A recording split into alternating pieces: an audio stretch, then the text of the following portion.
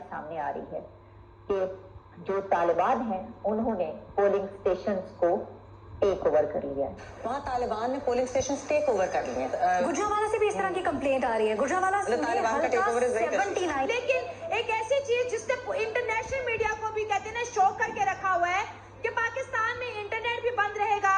8 फरवरी से लेकर 9 फरवरी के बीच जो है सिम कॉल्स भी बंद रहेगी और इसके साथ साथ इंटरनेट भी बंद रहेगा। कि जो कुछ किया गया है कि इंटरनेट बंद कर दिया गया, ठीक उसके बाद वोटर तक, ठीक वोटर्स की गिरफ्तारी कभी नहीं हुई थी। तो इस दफा तो आपने देखा कि वोटर्स तक गिरफ्तार कर लिए गए। पाकिस्तान में आज जो इलेक्शन हो रहे हैं, इसने पाकिस्तान के डेमोक्रेटिक फ्यूचर को बिल्कुल ही खत्म कर दिया है। मतलब कोई भी इसको सही इलेक्शन या जेन्युइन इलेक्शन नहीं मान सकता।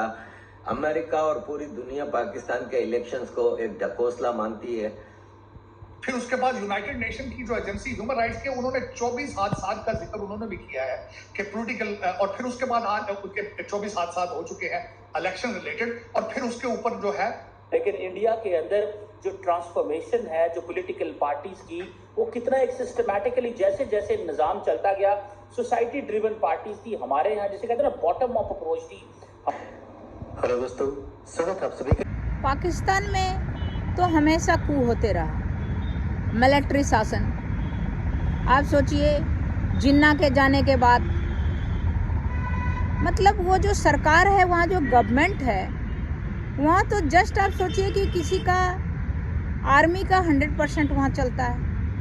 गवर्नमेंट तो नाम को है, पब्लिक का दुनिया को दिखाने के लिए। आप पहले भी आप सोचिए, भुट्टो का आप देख ही रहे हैं क्या हाल उसका हुआ। तो उस तरह करके वहाँ पर भुट्टो है, या बेनजीर भुट्टो आए, उसके फादर भुट्टो आया। फिर आप देखिए ये इमरान खान आया, इसके बाद अभी जो है केयरटेकर है। इसके अलावा अभी फिर नवाब शरीफ को लाने का है। सब नवाब शरीफ को भी पकड़ के जेल में डाल दिया था, फिर वो इलाज के बहाना बाहर गया, फिर वापस अभी आके अभी इलेक्शन का वहाँ पर दौर चल रहा है। तो इलेक्शन का दौर चल रहा है, कोई कंपैरिजन 1% भी कंपैरिजन हमारे देश से वहाँ का नहीं बनता है, क्योंकि हमारे देश में जो उसका जो देश में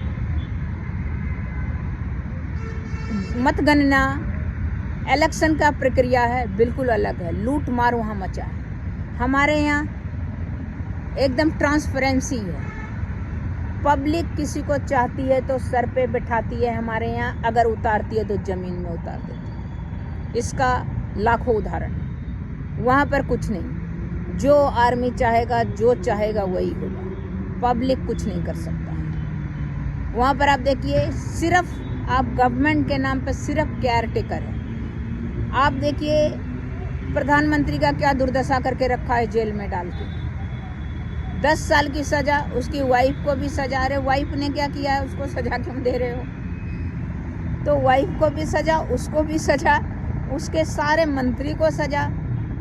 यहाँ पर भी होता है, लेकिन यहाँ पर उस तरह का नहीं होता। इसीलिए वहाँ पर आपको देखिए, आप देखिए आरिफ अजाकिया का हमने बताया, वो मेयरपुर मेयर हैं, वो भाग गए हैं लंदन। तो वहाँ पर क्या होता है कि सभी भाग जाते हैं बाहर, डर के मारे कि पकड़ के या तो फांसी दे देगा या तो जेल डाल देगा। तो ये जो है, इसीलिए कोई भी कमरचिमा हो या कोई भी XYZ हो, हमारे देश से एक किसी मामले में आपका तुलना नहीं बनता है। आपका तुलना जो है आपका इंडिविजुअल है। आपके यहाँ प्रजातंत्र नहीं है। अल्पसंख्यक को आप कितना सता रहे हो। यहाँ पर हर चीज़ में कानून से आदमी का जाता है। वहाँ पर कोई कानून नाम की चीज़ नहीं है, जो मन होगा वही करेगा। तो वहाँ पर हमारे यहाँ सारा कुछ सिस्टमेटिक ढंग से, डिसिप्लिन वे में। इसीलिए अब कश्मीर से भी आवाज़ उठने लगा कि मैं भारत हमारा अंग है, क्योंकि अभी $14 बिलियन का जो अभी बजट में है कश्मीर को दिया गया, ताकि एक तो डेवलपमेंट हो रहा है, ऊपर से इतना डेवलपमेंट होगा। पहले भी वहाँ पर सारे जितने इंडिया का स्टेट था उससे ज़्यादा फंड मिलता था कश्मीर को, लेकिन किसी के पॉकेट में चला जाता था।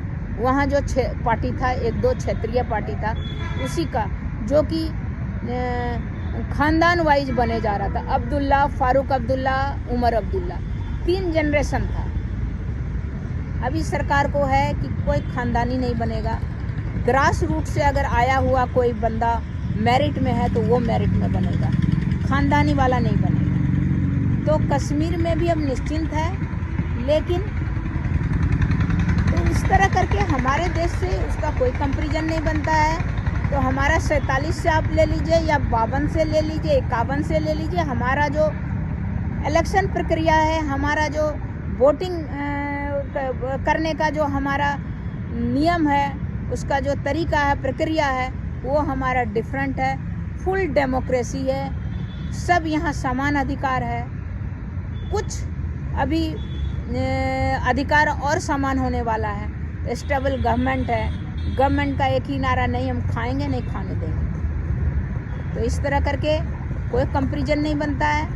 हमने इसमें अपने देश का पूरा प्रक्रिया भी पूरा डिटेल भी बताया कि हमारा कंट्री कैसे कैसे बना, हमारे कंट्री का क्या क्या इलेक्शन प्रक्रिया है, और हमारे पड़ोसी नेबरिंग कंट्री के इलेक्शन प्रक्रिया से, इलेक्शन का जो वहाँ का नियम है, इलेक्शन का जो तरीका है, उससे कोई मेल नहीं खाता है।